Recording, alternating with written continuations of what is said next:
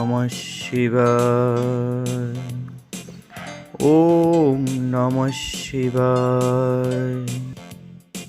আজ এই ভিডিওটির মধ্য দিয়ে আপনারা 108 অম্বিকা কালনার শিব মন্দিরের সম্পূর্ণ তথ্য এতে পেয়ে যাবেন। আজ মহাশিবরাত্রি উপলক্ষে পরিবেশন করলাম এই ভিডিওটি। এই ভ্রমণে আমাদের সঙ্গী হলেন আমার প্রিয় ডাক্তারবাবু বিমল মুখার্জি ও ওনার স্ত্রী। এবং আগামীকাল আপনারা আমার এই চ্যানেলেই দেখতে পাবেন 108 বর্ধমানের শিব মন্দির। আমাদের বাংলায় দুটি 108 শিব মন্দির আছে।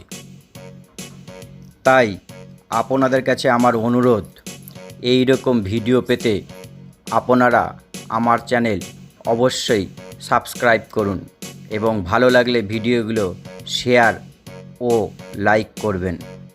ওম নমঃ শিবায়। আজ আমরা পাখির চোখে দেখে নেব নব কৈলাস মন্দির।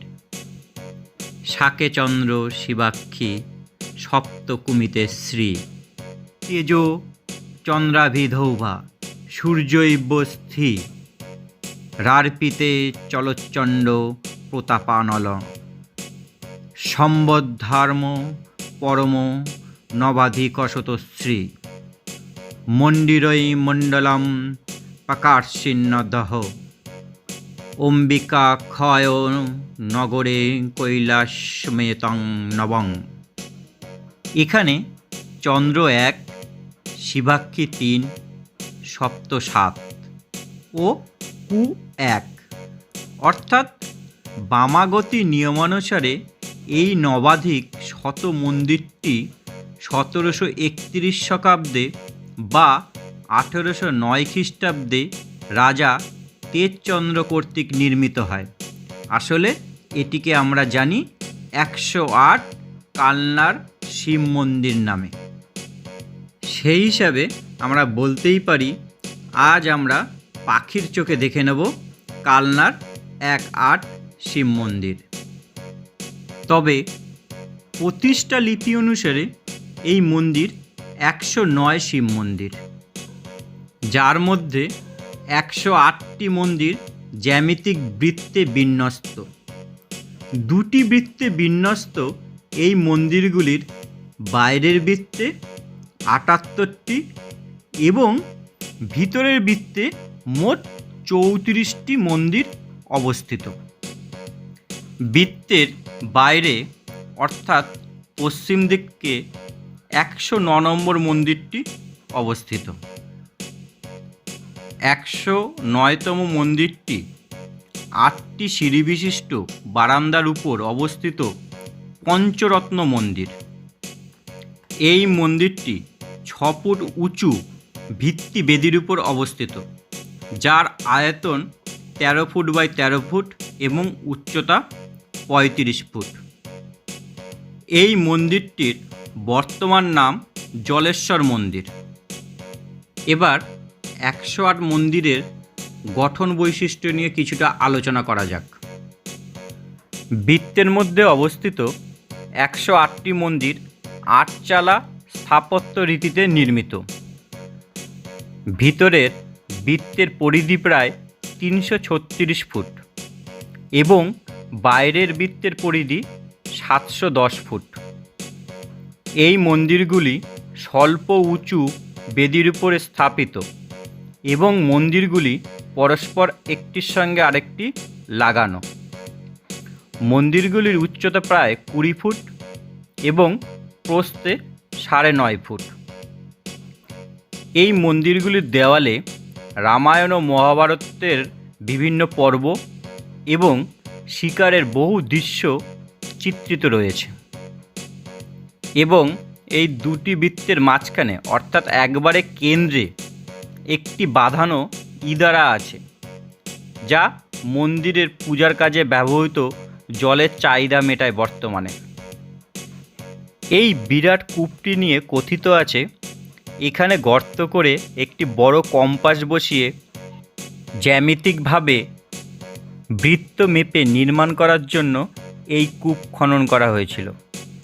আবার কারো কারো মতে এই বৃহৎ কূপটি শূন্য তথা নিরাকার ব্রহ্মস্বরূপ পরম শিবের প্রতীক। বাইরের বৃত্তের ৭৪টি মন্দিরে পর্যায়ক্রমে একটি সাদা এবং একটি কালো এবং দ্বিতীয় তথা ভিতরের বৃত্তে ৩৪টি মন্দিরের সবকটিতেই সাদা শিবলিঙ্গ আছে, অর্থাৎ মোট ৭১টি সাদা ও ৩৭টি শিবলিঙ্গ এখানে দেখতে পাওয়া যায়। দ্বিতীয় বৃত্তের শিবলিঙ্গগুলি প্রথম বৃত্তের থেকে অপেক্ষাকৃত ছোট। বৃত্তের মধ্যের মন্দিরগুলি সবকটাই আটচালা। সাদা এবং কালো শিবলিঙ্গ স্থাপনের কারণরূপে গবেষকরা বলেন সাদা রং ত্যাগের প্রতীক এবং কালো হলো ভোগের প্রতীক। তাই দুই বিপরীত বোধ থেকে চৈতন্য বা জ্ঞানের উন্মেষ ঘটানোর জন্যই সাদা এবং কালো শিবলিঙ্গের প্রতিষ্ঠা করা হয়েছে এখানে। এই মন্দিরগুলির গঠনশৈলী এরকম যে এক জায়গায় দাঁড়িয়ে একসঙ্গে ৪টির বেশি শিবলিঙ্গ কখনোই দেখা যায় না। মন্দিরের প্রতিটি বৃত্তের ২টি করে দরজা আছে। প্রথম বৃত্তের উত্তর দিকে একটি, আরেকটি দক্ষিণ দিকে। ভিতরের বৃত্তে একটি পূর্বে, অন্যটি পশ্চিমে। একসময় ১২ জন ব্রাহ্মণ পূজার দায়িত্বে ছিলেন। প্রতি ব্রাহ্মণ ৯টি করে শিব পূজা করতেন। পুরোহিত পিছু বরাদ্দ ছিল ১২ আনা। আজ থেকে ২০০ বছর আগে যে জ্যামিতিক পদ্ধতি প্রয়োগ করে প্রতিটি মন্দিরের ভিতরে শিবলিঙ্গ বসানো হয়েছিল তা সত্যিই বিস্ময়কর। পুরাণ মতে শিবজায়া গৌরীর পিতৃগৃহ কৈলাসে, অর্থাৎ উত্তর দিকে।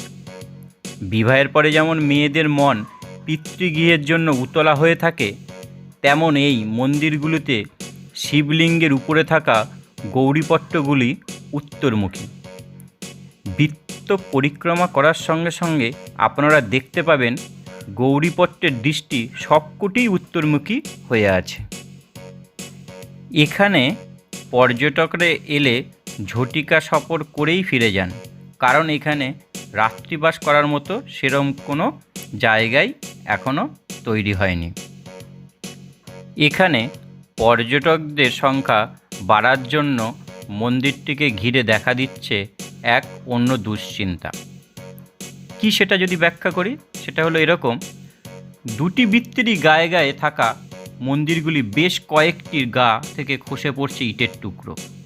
লাগাতার নোনা ধরে খসে পড়ার কারণে বহু মন্দিরের গা থেকে হারিয়ে গেছে নকশা কারুকার্য। বাইরের বৃত্ত থেকে ভিতরের বৃত্তের মন্দিরগুলির দশা সত্যি খুবই খারাপ। নিজেকে দেখে না খুবই কষ্ট লাগলো। প্রতিটি মন্দিরে ঢোকার মুখে রয়েছে ছোট ছোট কাঠের দরজা। ভিতরে ঢুকলে দেখা যায় ভিতরের অংশের অবস্থা আরও খারাপ হয়ে গেছে। শিবলিঙ্গের চারপাশের দেওয়ালে জল জমে রয়েছে। কয়েকটি দেওয়াল থেকে খসে পড়ছে চাঙড়। হয়তো এক্ষেত্রে আমাদেরকেই যত্নবান হতে হবে। আমরা যখন যেভাবেই যাই না কেন, আমাদেরই দায়িত্ব এটিকে রক্ষা করে রাখা। এবার একটু বলে নিই এটির অবস্থান, খোলা থাকার সময় বা কি করে পৌঁছাবেন। অম্বিকা কালনা ১০৮ শিব মন্দির অবস্থিত ঠাকুরপাড়া, কালনা, পূর্ব বর্ধমানে। কালনা রাজবাড়ি মাঠের কাছাকাছি গেলে আপনি এই ১০৮ শিব মন্দির দেখতে পাবেন। লকডাউনের কারণে এই মন্দির খোলার সময়সূচি একটু বদলেছে। মন্দির প্রাঙ্গণ খোলা থাকে এখন সকাল ৮টা থেকে 12:30 অবধি। শিবরাত্রিতে এখানে অজস্র লোকের ভিড় হয়। আপনি যদি প্রাইভেট কার বা বাইক নিয়ে যান তাহলে মগরা ফ্লাইওভার দ্বারা যেতে পারেন, অথবা ফ্লাইওভারের নিচের রুটটা দিয়ে কালনা পৌঁছাতে পারেন, যার নাম কালনা কাটোয়া রোড ভায়া সপ্তগ্রাম ত্রিবেণী। কলকাতা শহর থেকে ট্রেনের দূরত্ব ৮০ কিলোমিটারের মতো। আপনি সেক্ষেত্রে হাওড়া কাটোয়া লোকাল ধরে যেতে পারেন এবং অম্বিকা কালনা স্টেশনে নেমে টোটো ধরে মন্দিরে পৌঁছাতে পারেন। মন্দির নির্মাণ প্রসঙ্গ আরেকটু বলিনি বিস্তারিতভাবে। অম্বিকা কালনার 108 শিব মন্দির বর্ধমানের ইতিহাস বলা হয়। রানী বিষ্ণুকুমারী, যিনি ছিলেন রাজা তিলকচান্দ্রের বিধবা স্ত্রী, ভগবানের দ্বারা স্বপ্নাদেশ পেয়েছিলেন তাদের অঞ্চলে একটি শিব মন্দির বানিয়ে দেওয়ার জন্য। তারপরে মহারাজা তেজচন্দ্র বাহাদুর 1809 খ্রিস্টাব্দে মন্দিরটি নির্মাণ করেন, কারণ বিষ্ণুপুরের রিয়েল এস্টেটের ক্ষমতা তার হাতে চলে এসেছিল এবং সেটি ধুমধাম করে পালন করার উদ্দেশ্যে তিনি এই মন্দিরটি বানিয়েছিলেন। এই রকম তথ্যমূলক ভিডিও পেতে আমার চ্যানেল অবশ্যই সাবস্ক্রাইব করুন এবং ভালো লাগলে লাইক ও শেয়ার করবেন এবং পরবর্তী ভিডিও পেতে আমার চ্যানেলে চোখ রাখুন। ধন্যবাদ। ওম নমঃ শিবায়। ওম